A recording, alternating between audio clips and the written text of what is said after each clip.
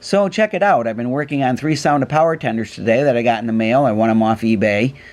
2 of them were complete. The third one was missing the actuator wheel, so there's no getting that one working, but I was able to test the board, and the board is good, so I can use that in one if I ever get one that has a bad board. The 2 that were complete, I had to ground off the rivet that holds the ground wire to the frame, and then I put a new rivet on, and then I also cleaned the wheels, that actuator wheel. You want to clean it good enough to eat off.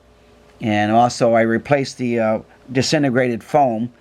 When you buy one of these, the first thing you want to do is check that foam board, because it's disintegrated and it'll short out the board. If you put power to it, it'll touch the frame. So I use this foam board. I get it from Hobby Lobby and cut it to shape and put it in there to protect the board.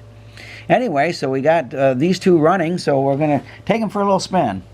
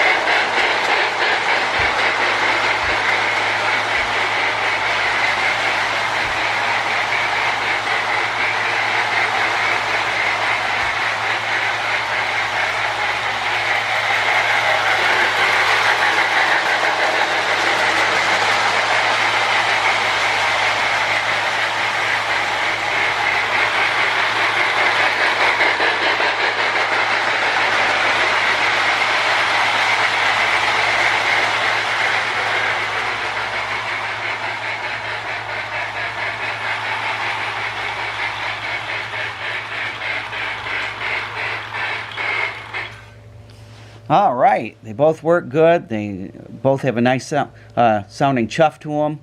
And the neat thing about the Marx sound of power tender is you could hook it up to any steamer, and everything was independent. It was all self-contained. So kudos to Marx, and thanks again for watching. God bless. Never forget, Jesus is Lord.